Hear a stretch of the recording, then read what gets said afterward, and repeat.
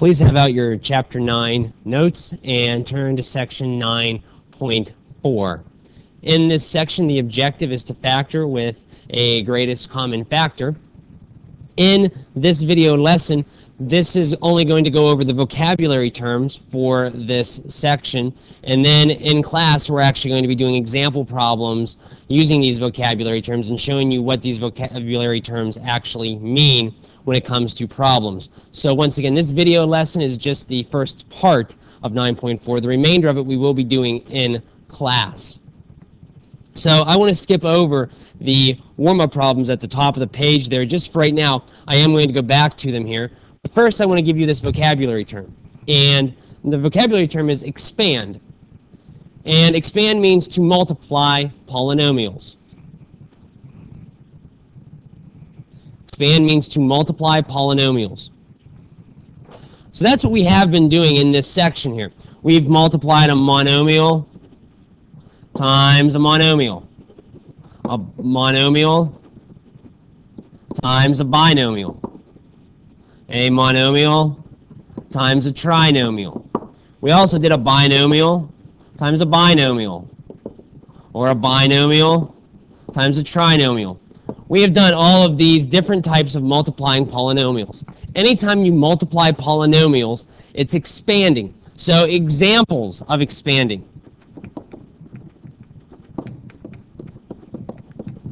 Examples of expanding would be distributive property,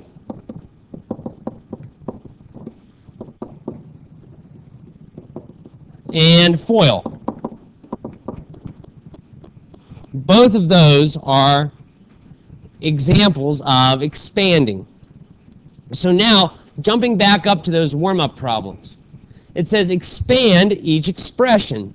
Well, here we have a monomial times a binomial. So negative x times x is negative x squared. Negative x times 6 is negative 6x. Once again, we have a monomial times a binomial.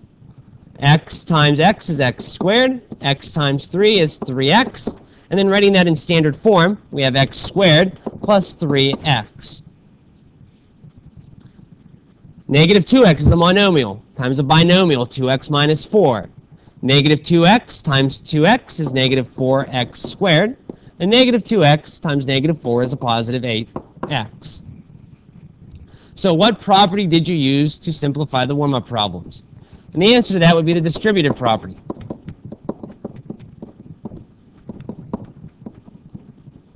Which is an example of expanding. So anytime you have to expand, you could be just distributing or foiling. So if the problem says to expand, remember that's just like distributing or foiling. Now going back down into that box with the definitions. Factored form, you can go ahead and cross that out. We're not going to do that term. And I want to jump straight to factoring. And factoring is going from adding or subtracting polynomials to multiplying polynomials. Factoring is going from adding or subtracting polynomials to multiplying polynomials. And I'm going to show you a chart here in 1 second that will hopefully make this definition a little bit more clear.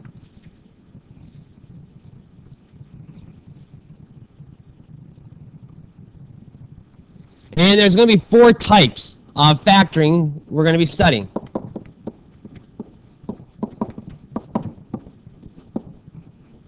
We're going to be studying 4 different ways to factor.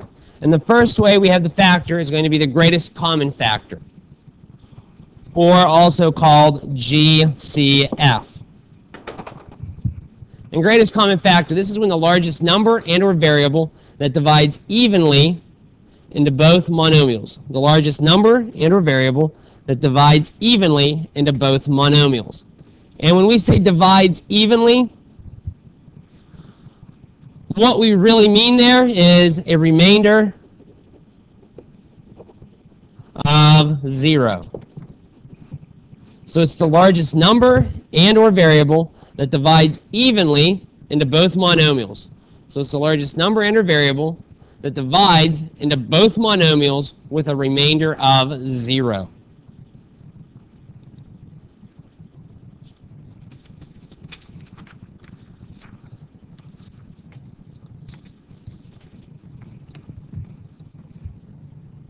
Okay, so factoring, it's going from an adding or subtracting polynomials to multiplying polynomials.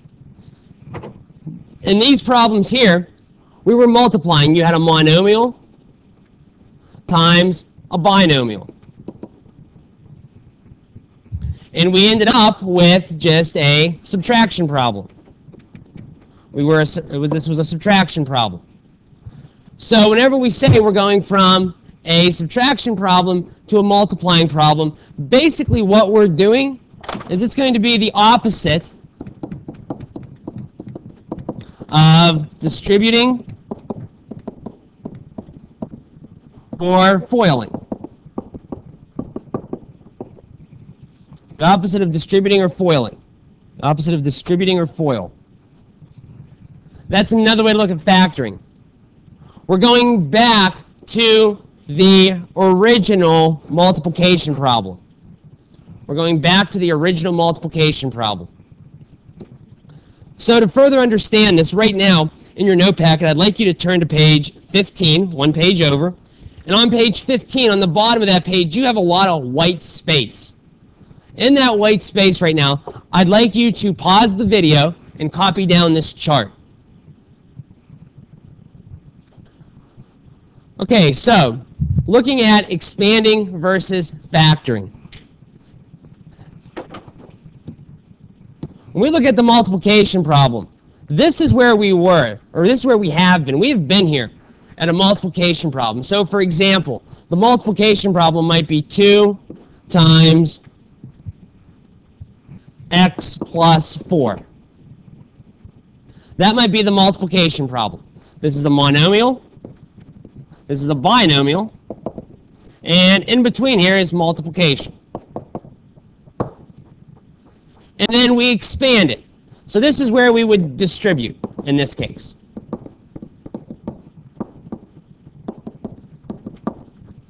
So we would distribute or FOIL. In this case, we're distributing, and then our final answer is 2x plus 8. So over here, this is where we start. We're starting here, and this is where we're ending. Now, whenever we look at factoring, we're now going to start with 2x plus 8. So now this is where we start. And we're going to factor, and we want to get back to a multiplication problem. So in order to get back to a multiplication problem, we need to know, okay, what value can I divide out of this monomial and this monomial? Because remember, factoring is, when we look at the greatest common factor, we're looking for the largest number and or variable that divides evenly into both monomials. So whenever we're looking at a greatest common factor, or GCF, we want the largest number and or variable that divides into both monomials.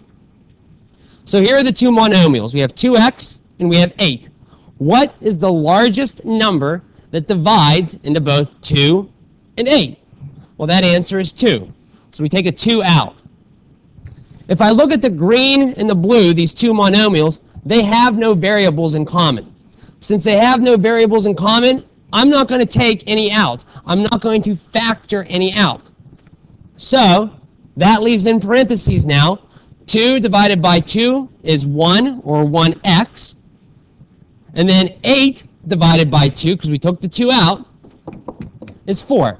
So now we're right back to where we started before we expanded. So factoring is the opposite of expanding.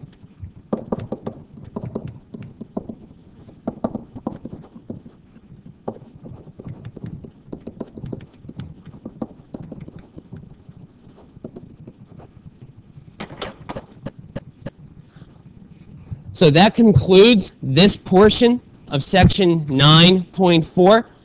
We will be doing the examples in this section and continuing to explain this process of a greatest common factor in class. So if you have any questions regarding this vocabulary, we will certainly answer any questions you might have.